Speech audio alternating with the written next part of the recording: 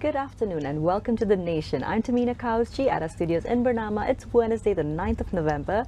Today I have the pleasure of hosting Mr. Raymon, who is the Assistant Secretary General of the Association of Certified Fraud Examiners, speaking to us, of course, about the pertinent topic of fraud as well as everything else which he does. Welcome to studios, Mr. Raymon. Thank you, Tamina. Thanks for having me. Absolutely. All right, yep. Okay, so Mr. Raymond, let's start off a little bit with your own background within this professional sphere. What is a certified fraud examiner? Now that sounds like quite a mouthful, especially perhaps for our viewers out there who may not have exposure to that. Can you tell us in your own words what that is? Okay, basically what the certified fraud examiners are people who basically have the knowledge and the facets of different paradigms of fraud. Because when you talk about fraud, there's so many things that you talk about. You talk about digital forensics, there's your data analytics, then there's your forensic accounting. There's so many facets of fraud that you need to understand before you can actually engage yourself into a primary fraud investigation per se. Right. Okay. So being a fraud investigator, you need to have all this knowledge beforehand. I need to know also a bit of the legal system, a bit of financial transactions, a bit of how financial transactions work, and also basic investigation techniques before you are able to investigate certain case fraud. Right. Yep. Okay. So from a layman perspective, that sounds quite like you are doing an investigation in the same way in which the police might conduct. Yep. Right. We can say it's the same way. But what certified fraud examiners? We are also in the public sector and the private sector. I see. Maybe we should start off with how did the whole idea of certified fraud examiner come up? Yes, sure. Yeah. So the whole idea came up was because we had our founder of ACFE Austin, Mr. Dr. Joseph Wells, who had a conversation with the premier criminologist during 1980s. Okay. And this was in America. Yeah, Austin, this was in America, in Austin. Okay. Yeah. So what happened was, fraud investigations during that time was being investigated by two disparate groups. Okay. One was the accountants that didn't have investigation knowledge, and one was the investigators that didn't have accounting knowledge. So then they thought, why don't we mix both together? Mix both paradigms together and bring you a new division or a new field called fraud examination. Right. Okay, basically you need to have a gist of the area of accounting, you need to have a gist of law, you need to have a gist of investigation procedures before you're able to become a fraud examiner. Wow, so that's a very broad baseline and a background of knowledge that you draw upon. Yeah. Right. So I have to ask you, what did you actually take up, academically speaking? Okay. Which led you to this for path? my own background, how I started was because I was a major in psychology. Okay, wonderful. So my interest was in the criminal mind. How the criminal mind works. How do people act so deviously? How do people? Why do they do such things? Yes, and why are they abnormal, not following the social norm? Right. Why do they do certain things? So from that, I saw that, the biggest problem was not only people were concentrating too much on blue collar crime and not white collar crime. Okay. Because white collar crime is always seen as a victimless crime. Because you don't really see the impact of it. Like if you see a gruesome death, you know it's homicide. You see something being stolen, a bag being snatched. You can see the effects of it hands-on. The impact, yes. Yep. And of course, the public has strong opinions about those. Yeah. But white collar, as you said. White collar, you don't really see it, but the impact is actually larger and bigger than those other blue collar crimes. Yes. Why I say that? Just say if a company goes bust or a company manipulates their financial statements and then they go into losses, all stakeholders are affected. Employees lose jobs. That's true. People lose money. Stakeholders lose money. Shareholders lose money.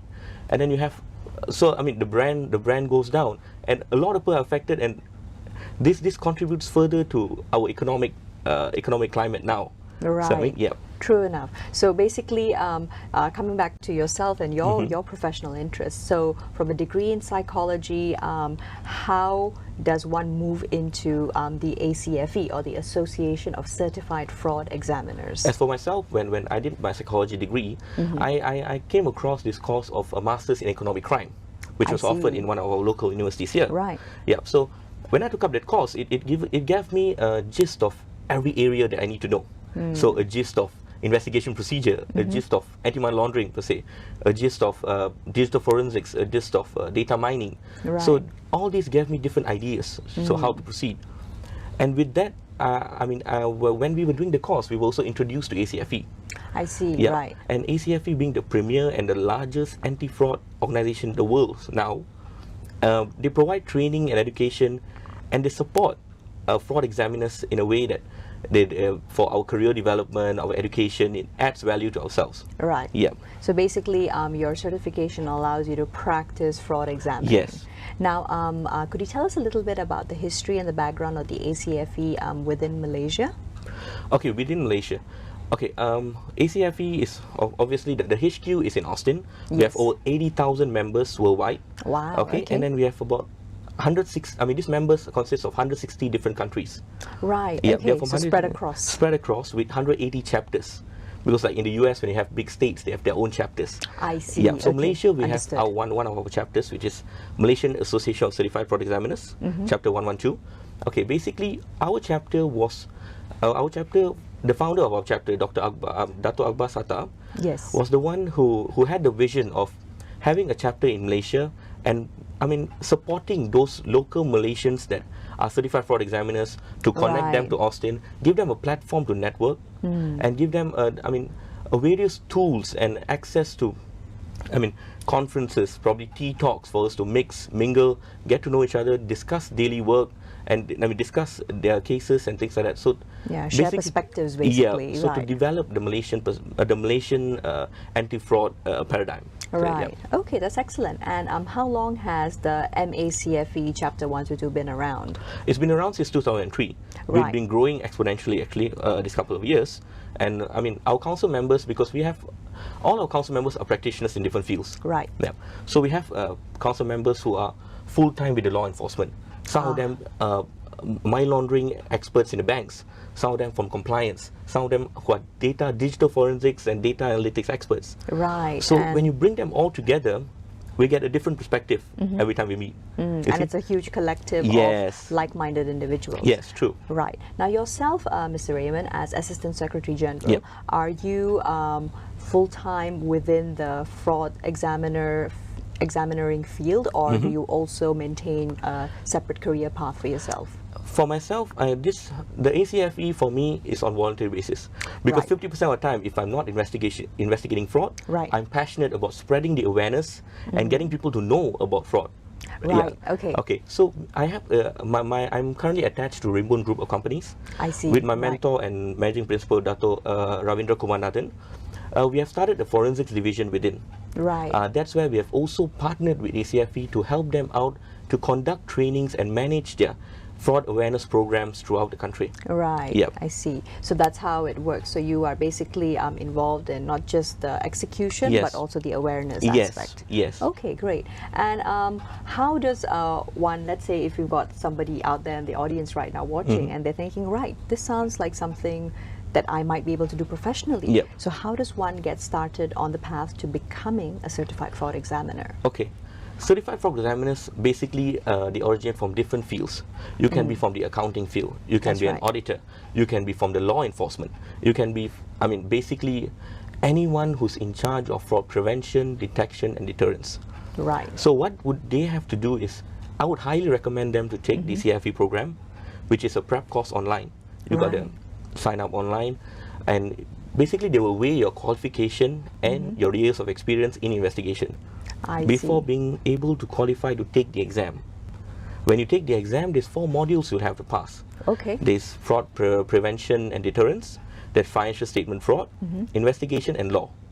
Right. Yeah, so these you need to master these 4 segments before you're able to carry the credential of a certified fraud examiner. Yep. So, and our chapter would provide all the support and guidance to those new and young intellects who want to come into the field. Right. Yep. Okay. So it does sound like a very clear-cut sort of path. Yes. The ACFE has made it easy for those who wish to join Yep. and become a part of this. Yes. Now, how does work, strictly speaking, work actually work for ACFEs? Do you work on a project basis, or is it more of a voluntary consultation? How does it work out? We do it on a voluntary consultation because Right. ACFE per se, we don't do consultancy work. I see. Right. Our Okay. duty Good is to to clarify provide that. is to provide awareness. Okay. Is to provide awareness. Understood. And what we could do for the fellow audience and to everyone else, what we could do is connect you to the CFEs who are working on the type of assistance that you need. So basically, you have a case, you believe in your company that money is being embezzled, and you don't know who to call in to investigate the accounts, to go through the accounts, to go through whatever statements that you have. So we can connect you to the right people. So you just contact the chapter, and we will let you know who is in line that will be able to assist you on certain matters. Because we have a vast area of matters, meaning we have got contacts for who need handwriting experts. Okay, to verify whether whether the signature has been forged or not. And then we have some people who say that a disgruntled employee has left the company.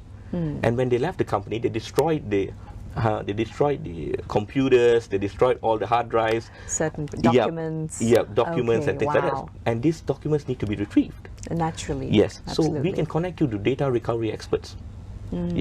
So these people will be specialized in the area of imaging, in the area of retrieving data, retrieving logs and things like that from the damaged equipment. So it depends on what expertise you would need at that point of time. I see. So it's a lot about citizens' action as well. Yes. Okay. Right. Now on that note, let's take a quick commercial break, and we'll be back shortly with Mr. Raymon. Stay with us.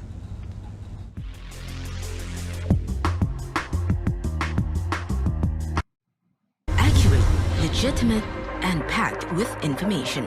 First on site with reports from across the country and around the world. Be in the know through Bernama News Bulletins. Only on Bernama News Channel.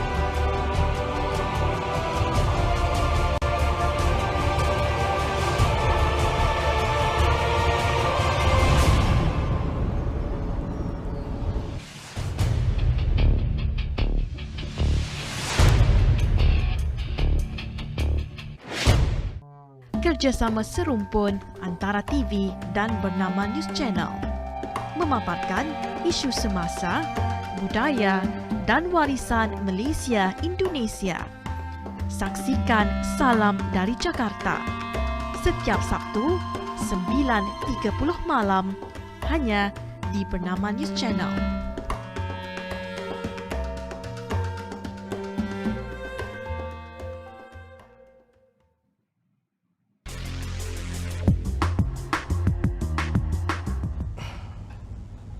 Welcome back to the Nation. Still with me, Tamina Kausji, and Mr. Raymon Ram, Assistant Secretary General of the Association of Certified Fraud Examiners.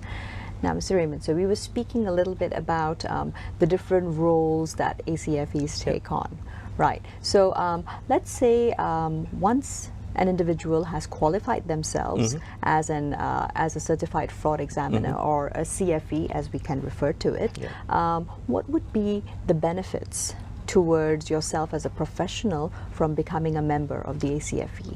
See, once you have the certification of ACFE, because CFE certification per se is the most highly recognized credential there is for this field.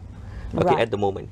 So when employers look at that, and employers are looking at it now, because when you come in, you already have the knowledge of detecting red flags. You already have the knowledge of what fraud, the types of fraud risks a company could have by looking at the way the operation of the company is. You already have an inkling. Yes, you already have an inkling, because the types of, the study that we go through to get the credential itself is a lot to do with short case studies, a lot to do with different real life areas. Work, I think. Yes, real life work, and also we are introduced, I won't say we are experts of each field, but we are introduced to, let's say, digital forensics, but we are accountants.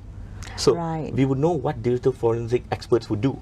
So when we are stuck in a certain matter and we need, like, probably just say data recovery, we need imaging to be done, we can straight away refer, okay, we know that data forensic experts will be able to do this. Right. So we are already pointed towards the right direction. And then if we want to monitor data and we think that, okay, there's too much data to look at, we need an analytics tool, we need something that we can just visualize data at the spot. So we call in data analytics expert, data scientists, which could also be CFEs nowadays. Yeah. Okay, exactly. So it's like it's sort of a complementary qualification more than. Yes. Right. So we have, at the moment, CFEs are actually CPAs, those accountants. Right, yes. We have auditors, we have investigators, we have those from the law enforcement, and we also have, some lawyers are also taking up the course. Right, Yeah, because they want to know how investigations are done. Exactly. And we ourselves have been called in by lawyers to provide evidences and to testify in trials. Right. Yeah, because and it sort of backs up what you have to say, right? Yes, true, very much. Okay. So that's the areas that the CFEs are going into now. I see, right. Now, let's say if you have the CFE credential already, would it be a sustainable thing to say that one could be a full-time CFE? Yeah. One could be a full-time CFE, of course. Right. Yeah, but it would depend on which area are you in. So just say a manager looks after the operations of a company. Right. Okay. With the CFE knowledge that he has, he would know which areas that are on high risk of fraud, which areas need betterment in internal controls, which maybe a certain employee there's a change in this behavior, and you would be able to detect things like that because you've already been trained in those areas. You might not have the speciality in each of those areas, but you've been introduced. Okay. So because we CFEs, we have been told, and we have a code of conduct, which if you are not expert in that area, you call in an expert in that area. Okay, so there is a very firmly in place referral sort of system. Yes. Okay. So if we are accountants, like I said earlier, we call in data forensic guys too, snap out all the information that we need, and then we analyze. Right. So you see, it's a complementary job, but the CFEs already know what it needs to be done from the beginning of an investigation until the end, right? So from a predication meaning when there is an allegation of fraud. Okay. From that until the disposition and until the thing goes to court and how it needs to run in court. I see, right. So basically you see the entire process through. Yes, yes. Right. So that must feel like an immense responsibility as well. Yes, it is. Now, which would you say is one of the perhaps fastest growing fields within fraud examining? Especially, let's say, Malaysia-centric example. Okay, what we believe in, because like I said, I'm part of Raymon group of companies. That's right. Okay. Myself and my mentor, my principal, Dato' Ravindra Kumar, we have moved into starting up a forensic division within the group. Okay, the forensic division now, what it does is on an ad hoc basis, we provide trainings and anti-fraud programs. Right. But our major area of concern and our major area that we focus on now would be on data analytics. Okay. Basically, we have tied up with Sri Lankan developers known as Forespin. They have a certain software where when you dump in dirty data, okay, just say you take an Excel sheet and you dump it in, you straight away visualize the data and you get an anomaly detection system just placed on that's a dashboard. I see. So you have like a list of 11 to 20 tests just placed on dashboard, and it had highlighted for you in colors of the anomalies. All right, and each color is color coded. Yes, color coded of high risk, low risk, medium risk. So it follows a certain trend. Like if you have 6 months of data prior to the data you put in, so it follows the trend of the 6 months. And why is the new data? You have one red line per se, one high risk transaction. You get to drill down deeper. Okay. So from a dashboard, we get to drill down deeper and deeper and deeper and find the source of, I won't say fraud, it could be a misstatement or things like that. The red flag. Yep. Okay. That will be stage 1. I see. And then with that, we are now moving into having alerts to be provided to management. Okay. So just say you have a company, an MNC, and you have different branches working, right? Right. So the manager or the person in charge or the C-level per se, you could get an alert, an email every day with list of alerts. Meaning, I see. All right, almost like your Google alerts, but in financial format. Analytics is being run in your server itself. Nice. So it's straight away ping. You straight away get pings of alerts on a real-time basis. It's a cycle, yes. Yes. So every day you get this alerts, then you log it. You put it under, okay, you want this person to investigate. Then you assign him to it. Then you put it a comment. Then you follow up, and then it creates a log for audit. That's true. Yeah. So at the same time, so we believe that analytics is the way to go. Okay, because with tremendous amount of data nowadays, the biggest asset for any company will be data. Exactly. So, at the same time, you can get lost inside all of that big data. yes, so you need a correct system like what we have for Spin. It actually drills down the information to the core source document and lets you evaluate further from there. Right. Yeah. Okay. So getting from the baseline and just moving beyond that. Yes. I see. Right.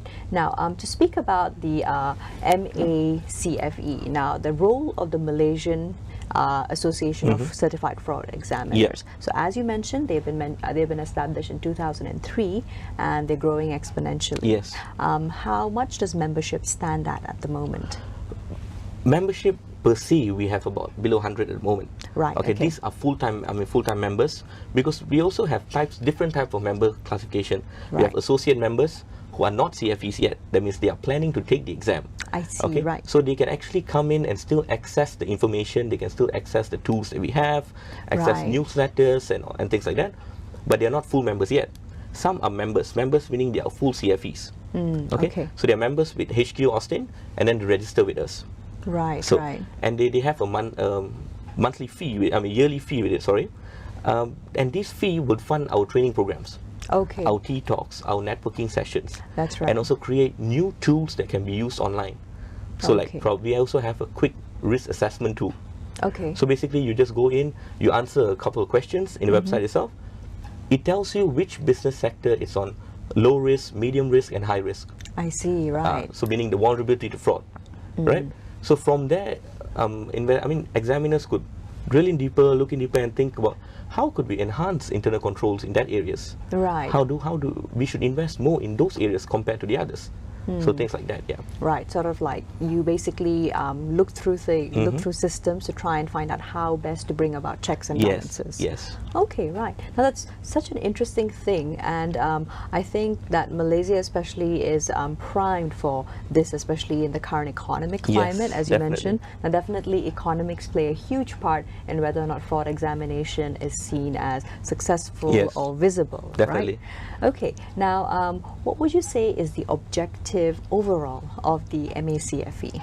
The objective of our stance is to basically support the Malaysian, the local certified fraud examiners, or the Malaysian public per se, who wants to know more about fraud, who wants to know more about how to protect from themselves from probably consumer fraud. You have the Ponzi schemes, you have pyramid schemes, MLMs nowadays. Some of them are not legal per se. They are not registered with Bank Negara. You see, so we give them a whole. They can contact us anytime with any questions, and we will ascertain whatever they have and find out more on what they are willing to invest in before they invest into it. Yeah. So that's one. And the other thing is we also have a, besides having a networking platform like tea talks and conferences, we also distribute our newsletters. Right. So in these newsletters, what we have is we let each member share their cases or share their what they found new technologies to be in the field, and things like that. And we let them all share like a forum. We have it like a forum for newsletters. So we have newsletters, we have awareness brochures, and we have also training programs that are done bi-monthly. I see, right. So because to maintain this, the CFE, the credential, you have a CPE requirement, continuous education requirement, to make sure that every CFE is in touch with the latest developments in technology, the latest development in policies, regulation. So we have different training programs bi-monthly. Like bi-monthly, bi-monthly, yes. Now that is I would say as about up to date as you could get bi-monthly. Yes, up to date is bi-monthly. Basically, we had one on anti-money laundering, terrorist financing earlier this year. Then we had one on financial statement fraud. Then we had one on data breach, because data breach was quite big, I think, this couple of months ago, because hackers were just moving here and there. Exactly, yes. So internationally as well as within the regional scheme. Yes, very true. So then we will also be coming up with one on how one could conduct a fraud examination properly. That will be the next training code program. Of conduct and stuff. Yes. Right. Okay. Now, all of this sounds to be something which, when brought together, it should lead to an overall reduction in fraud and corruption. Now, just speaking about fraud and corruption in general, to reiterate, what are some of the key characteristics of fraud or corruption developing in any part of the world? Okay. one must understand what is fraud in the first place. Yeah? Okay, right. So fraud basically is the intentional misrepresentation of material fact that causes detriment to someone. All right, either for personal gain or financial gain. Right. Okay. So when you look at fraud, there's so many sectors. There's consumer fraud, there's occupational fraud, there's different areas of it. So when we concentrate on occupational fraud per se, what corporations are going through nowadays. Right. Occupational fraud is what a person does in the course of their own position, the course of their own job. Right. Okay, fraud that they commit in their own position. So basically, this can be broken down to three major areas. Okay, even that can be subsection. Yeah, right. into three major areas. First, we talk about financial statement fraud. Okay. When we look at financial statement fraud, basically, is intentional misrepresentation of financial statement data. Okay. Either misstatement or omission of financial statement data, or even their financial statement disclosures. The annual reports that you get when you're dishonest, public. basically. Yeah. So there's so many things that management actually does when they want to fake their financial data. Right. Okay. What they do could be fictitious revenue. They could report fictitious revenue. Basically, creating phantom customers and saying that, oh, our sales went up this year, but in actual fact, nothing went up. Right. Okay. Then you also then they basically reduce their liabilities and expenses. They don't declare certain loans, certain things, when in actual fact there is. Right. So to make the running costs appear lower. Yes. Okay. Then even their disclosures, maybe a certain fraud or something wasn't right happened in the company, but they didn't disclose it in the annual reports. So that would mislead users of the annual reports. That's right. The shareholders. The shareholders. So that is one of the facets of it. And because we could see closer to home, like Transmile, a big case that we had earlier, a couple of years back, where they overstated revenue by 662 million. Wow. Yeah. So now, what does that, in very prosaic terms, mean? To overstate revenue by so-called amount? Yeah. So when you overstate revenue like that, you make your company look financially strong when you're not. So that misleads, when you're public listed, misleads consumers or misleads stakeholders to invest in your company. Right. Yep. Under false pretenses. Yes, very true. Right. And then we also had another case of Megan Media, which they falsely declared that their deposits of 198 million. Right. So these are big amounts. Exactly. So I mean, this is not pocket change we're talking about. Change, yeah. So it's big amounts that a user of the financial statement should know. They cannot be fraudulently deceived in this such way. Yeah. So that's one of it. That's the highest value of fraud comes from there. Then we have asset misappropriation. Right. Basically, asset misappropriation is done by the lower levels employee. We won't say not done by the management, but mostly done by the lower levels employee. Right. On that note, let's take a quick commercial break first. Sure. And when we're back, we'll be back to the topic of fraud and corruption. Stay with us.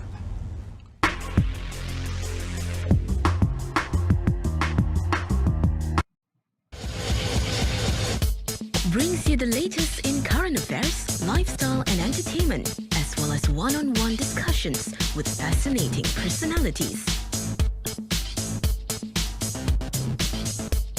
Every weekday at 9 a.m. only on Bernama News Channel.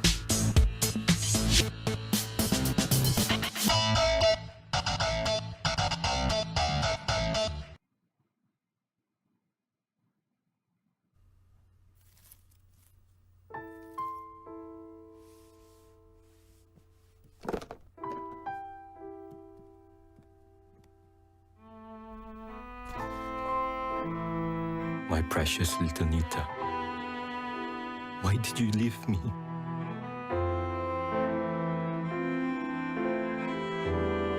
How hard I try, my pain does not go away.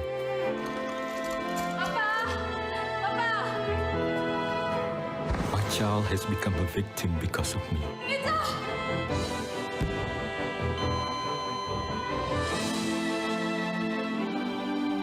Pakcik, boleh saya tolong? We cannot change the past,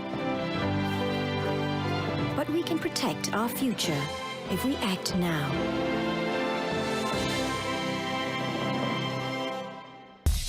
Perkongsian laporan antara Bernama News Channel dan Antara TV. Paparan isu semasa, budaya dan warisan Malaysia Indonesia. Saksikan Salam dari Kuala Lumpur setiap Isnin 9.30 malam hanya di Bernama News Channel.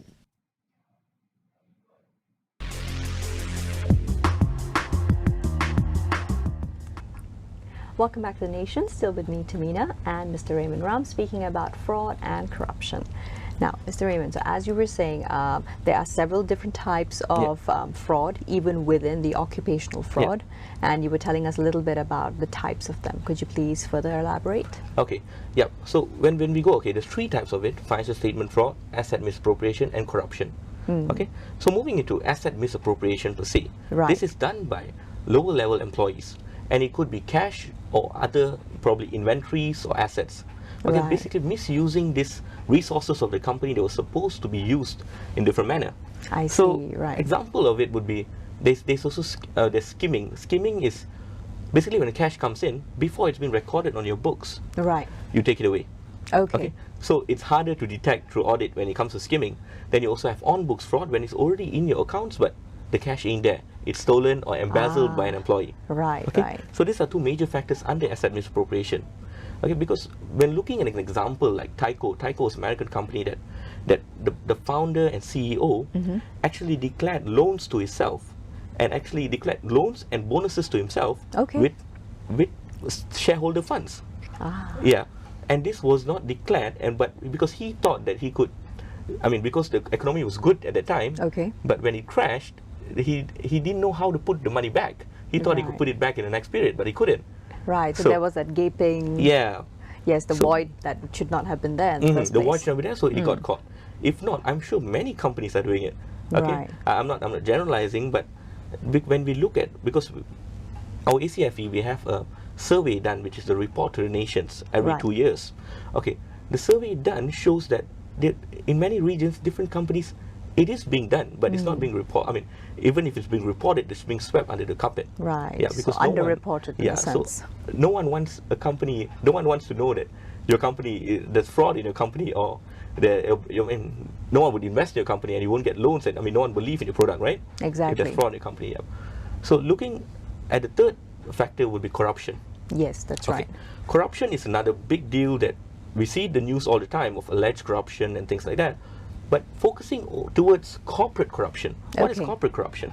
We have four sectors. We have bribery, we have illegal gratuity, we have economic extortion, and we have another one.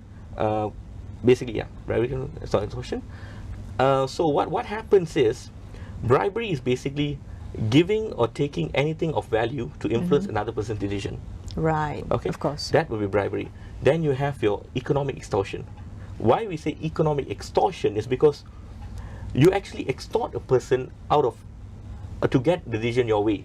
So basically, if you don't do it this way, I'll make sure you get fired. Right. So economically, so that's holding something over their head. Economics. Then you have illegal gratuity, basically promising someone that you give them a certain thing of value. It could be anything, not only money. Right. Yeah, it could be expense-based trips, payment. Pay off their credit cards or things like that. There's a measure of value. Yeah, so something in promise for a decision that you want made now. I see. So that would be illegal gratuity. Right. So these are the few facets of corruption that's been happening in corporations around the world. Okay, and of course, to change that, there's a lot of things that you have to do. Naturally. Yeah, it's an entire systemic anathema almost. Yes. So the way it works is that I think it's great that we've actually laid it out for the viewers, because often the general public may make the assumption that corruption is the only form of fraud that exists. Yes. So it's also interesting that it's actually delineated into several subsectors as well. Now, of course, you were speaking about occupational fraud. Now, let's speak a little bit about the hows and the whys of fraud itself. Now, why would you say, with your learning as well as your experience being a fraud examiner, why do people, why do those especially in positions of authority commit fraud? Okay, this is actually my area of interest, actually, on how the criminal mind works. Psychology. So why would someone commit fraud, or why would someone act so deviously in the social norm? Against the social norm. So basically, what Donald Cressy, which is one of the reasons we were founded in the first place. Right. Donald Cressy, he came up with a model during the 1980s, which is the fraud triangle. Okay. The fraud triangle talks about 3 elements that must be present when a person commits fraud. I see. Those elements are opportunity, pressure, and rationalization. Okay. So basically, when you talk about pressure per se, pressure would be probably there's someone ill in the family and you need money, or Okay. probably you have an addiction or gambling problem, or probably, I mean, you have KPIs to meet, but you cannot meet them. So those are pressures. Then you have opportunity. Opportunity is lack of internal control, and you could circumvent them anytime. Right, so Okay. that also has, that's where the company's personal responsibility comes in as an entity. Very true. Right. So basically, when you have pressure, opportunity, we as human beings, we like to think of ourselves as being good people. Okay. Right. So you need rationalization. Okay. You need to tell yourself why committing this act is actually right. So Okay. you probably tell yourself, I'm overworked and underpaid. Okay, I should have received more bonus last year, but I didn't. So I Right. should take some money now. Then you tell yourself, maybe I could just borrow the money, invest it somewhere, get the returns, and put it back in. Right. So it could be anything that you rationalize to yourself and tell yourself, no, this act is not devious, it's not wrong, and most of the time, like It's how somehow justified in yes, a way. Right. then most of the time, people believe it's a victimless crime, like I said earlier, right? That's right. You don't see the impact upfront, so they think that it's okay, I'm not hurting anyone, so why not just take it? Exactly. There's no physical harm per Yes. se So involved. it's not. I mean, we all see things visually, and Very we don't true. get to see things visually with fraud. Exactly. Yeah. So that perhaps solves the conundrum of why it is people commit fraud Yeah. in the first place. Yeah. Right. I mean, it's fascinating because it's also a deep insight into human behavior as well. Now, speaking about numbers, so that we can, in a way, help with the visualization. Yeah. What are average rough figures for fraud within our system in Malaysia itself? Okay, when ACFE released the report to Nation 2016, Right. what was reported that, I mean, because the report was done with a survey of what 2,140 cases per se around the world. Okay, when they broke it down, they saw the median of loss for each fraud case was about $200,000. Wow. Okay. That's the median loss for one case. Okay. Then we narrowed it down towards Asia Pacific and things like that. Right. The number was a bit higher. It was Okay. almost 300,000 per fraud case. Per fraud case. Per fraud My case. goodness. Okay. Yeah, and that's only the median amount. And when they look at the total loss around the world during a period of 2015 and 2014 and 2015, Okay, right. it So was just about- recently, yeah, yes. about 6.4 billion was reported. And this is only the tip of the iceberg, because no one would want to report fraud. That's right. Yeah, It only so- really comes out under Yes. conditions of extreme duress. Yes, so these are reported amounts. We don't know what is the truth and how much is actually being lost in the system by fraud every day. You know what I'm saying? Exactly. So if being reported is this much, you can only imagine what the total cost is. The Yeah. true numbers. Yes. Right. Now, of course, fraud, let's break it down even further. So what are the consequences of unbridled loss in the economic system through fraud, through corruption? You see, when fraud happens, these leakages these leakages is one thing, it's financial costs. That's right. But what happens to the company itself? What happens to the people in the company? What happens to the employees? I mean, if the companies get sued for fraud per se, okay, or they lose money through fraud, they might have to close certain business sectors down. Right. Employees lose their jobs. Stakeholders lose money. Yes. So it's a huge cycle of events, a chain of events that would happen if a certain fraud happens to take place in a Right. company. Yep. So it's almost like a domino effect. Yes. If you could use that analogy. True. Right. Now, you have, of course, occupational fraud. Now, how would you say, in your perspective, is the best way to prevent occupational fraud? We'll move on to detection later, but prevention first. Okay. How does one, let's say, a small company holder, or let's say even an employee, how do you prevent fraud personally? Personally, recommendations from the certified fraud examiners, Right. we would say the first thing that you need to have in a company is the tone from the top. Okay. Your management needs to be serious about fraud. Okay, so in case if anything ever happens, the minimal of frauds, the smallest theft, need to be reported. Right. It needs to create a deterrence effect within the company, so that people know that upper management is serious about it, and then you have lead by example. Okay. That's what we see as the main thing that you have. And then what we see now is that all companies, the companies are all investing in internal controls, but these internal controls are not designated to certain areas, and It's just there because it's supposed to be there. You know what I'm Right, saying? it's not an active part of the system. So you need to have a fraud risk assessment done beforehand, before you actually go into creating internal controls. Yes, Okay, so very create true. risk assessments, go into each sector, which are the high risk sectors, which are the low risk sectors, focus on those areas. So because, okay, to elaborate more on what fraud risk assessment is, every company within an industry has an inherent risk. Right. It could be from the oil and gas, it could be from the healthcare, anything. You have inherent risk. You need internal controls to take away the inherent risk. Right. Okay, but obviously you can't take out the full inherent risk. You have residual which you need to work with. Okay, True so enough. do the risk assessment, find out what your inherent risk is, factor it out as much as you can, and deal with the residual risk. Right. That's the okay. whole idea. Yeah. So there you go. So that's the entire idea for corporations. Now let's move on to the commercial break, and once we're back, we'll be at the final segment of this interview. Stay with us.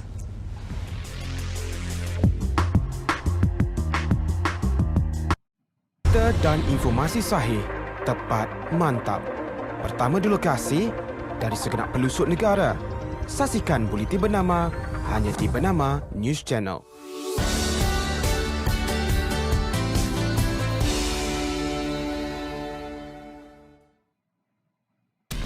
Laporan pelbagai dimensi memaparkan isu semasa, warisan dan budaya serta pelancongan dari dalam dan juga luar negara. Saksikan jurnal bernama setiap Ahad 9.30 malam hanya di Bernama News Channel.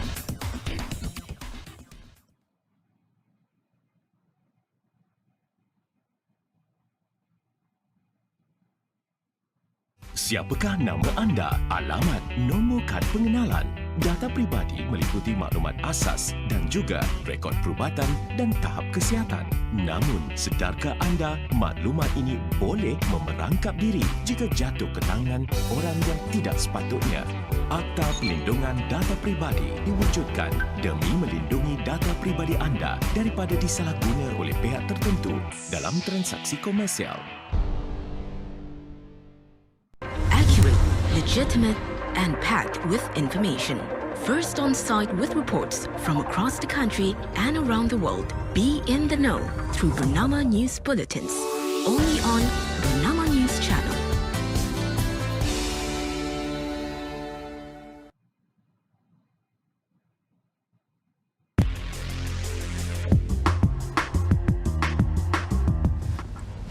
Welcome back to The Nation. Still with me, Tamina Kausji, and Mr. Raymon Ram, Assistant Secretary General of the ACFE.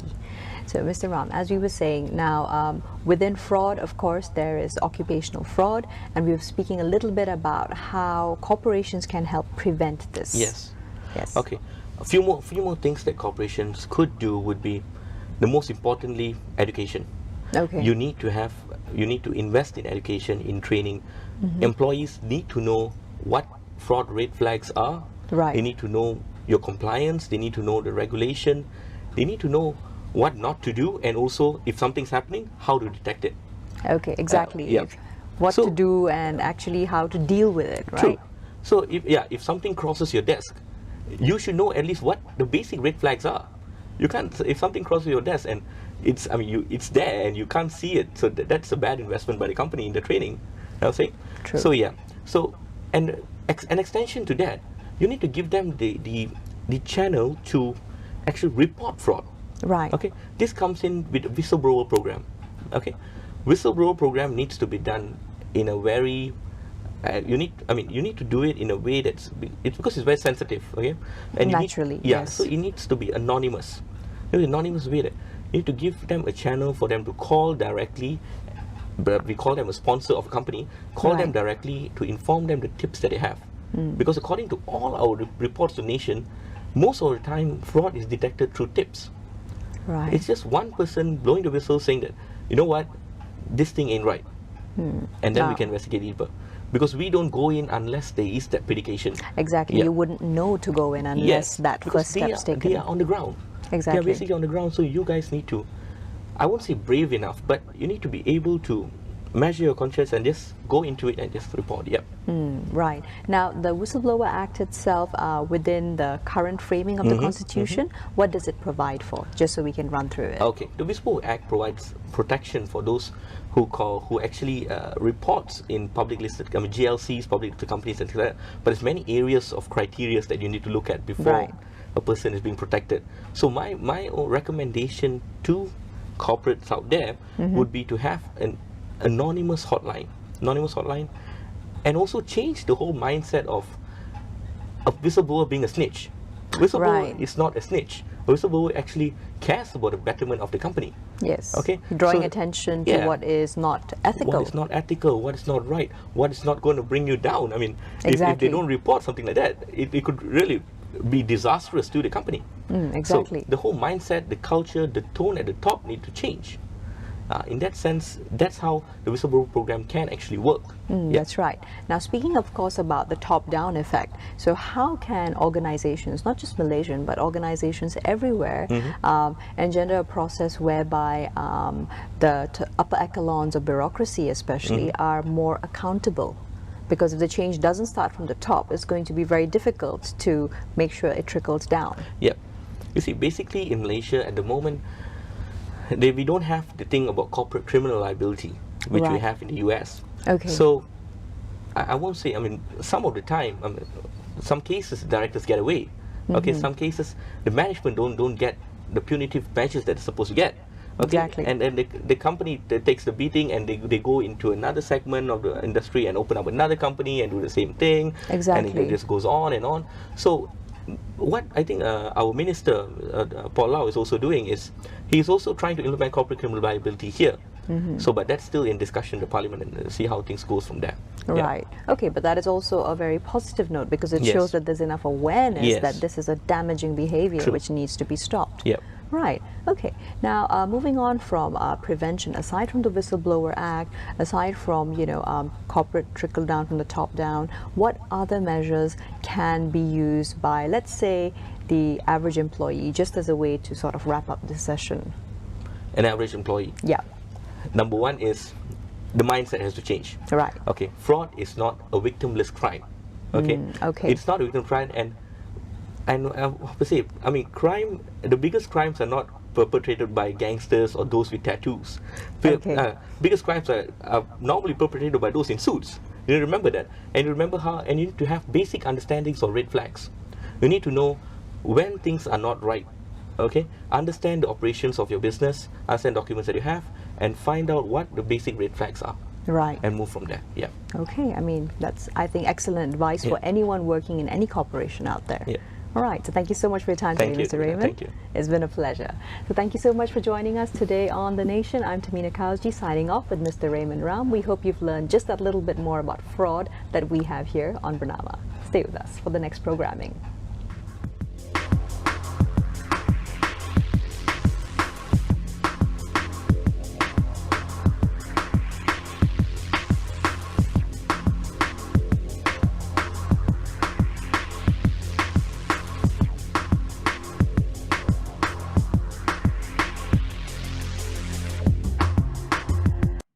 Laporan antara Bernama News Channel dan Antara TV.